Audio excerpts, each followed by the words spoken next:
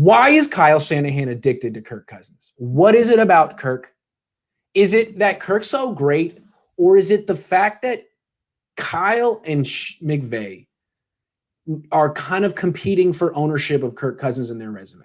Who developed that guy? And both of them kind of have an argument. McVay coached the dude when he played, and he played well. But Shanahan drafted him, and Shanahan developed him those first few years.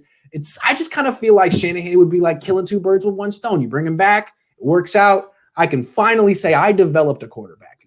Okay. So my quarterback. So I think that I don't believe that. I think that it's actually a totally different thing. And first, two things. One, Sage Rosenfels, when he talked to Matt Mayoko, I listened to the full interview this morning when I was actually supposed to be in my ethics class. So that's just not ethical. It's extremely unethical, and I'm not gonna tell anyone. It's okay.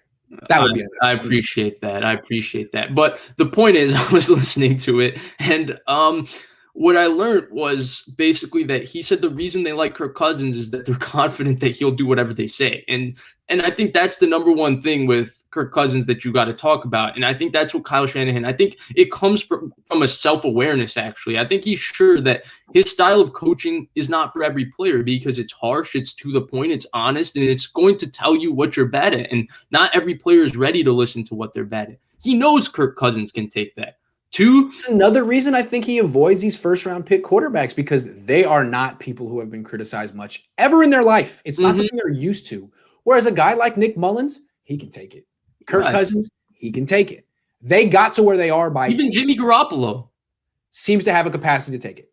Yeah. And so the other thing, number two, is I think he's very confident that one, Kirk can digest his system. Two, he can keep up with everything he wants him to say and do. And three, Kirk might not do anything for him above the game plan, but he's confident in his game plan and he knows that Kirk is going to do what he wants within the game plan.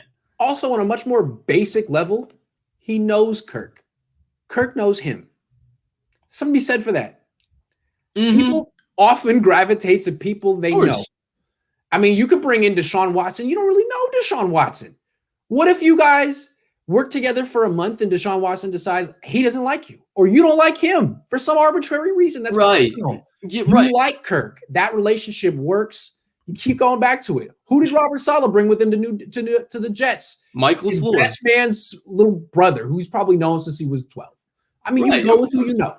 And it's why people get angry. Well, why are coaches hiring the same exact coaches in retreads? Because they're comfortable with those people. And when you got to work the hours that these guys work, you want to at least work it with a person that you're really comfortable with. And so I think it's comfortability and trust. And I think it's ultimately that with Kirk Cousins. He's confident that everything that he does, Kirk Cousins is already comfortable with and can do that. And that's why I think he's obsessed with Kirk Cousins. But there is the added bonus that if he were to get Kirk Cousins and have success with him, then he could technically say that he developed Kirk Cousins, which is a box he can't really check right now. I mean, McVay's competing for that. I don't think either of them care about the Kirk Cousins part of it right now because they're both pissed that they haven't gotten their Super Bowl yet, and that's both worth about $100 million right now. So that's right. Probably beyond that part of that. Yeah, you're right.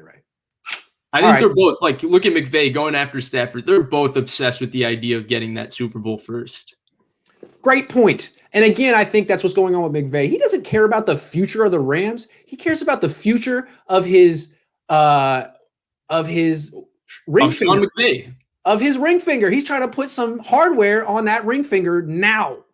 And that's all he cares about. You know, if the Rams get a Super Bowl title too, great. That's great for them. But that's going in McVay's trophy case. As he moves on to Atlanta or wherever he feels like work. He's going to be in the league a long time. Well, who's to say he has to coach the Rams for 30 years? No one. I mean, great organization. It's a tough job, right? Being in LA, that market, he can maybe go somewhere a little more low key and coach there for 30 years. A little more. Maybe go to a tax-free state where they can get players in free agency as opposed to having to do this stuff where you have to give them anyway.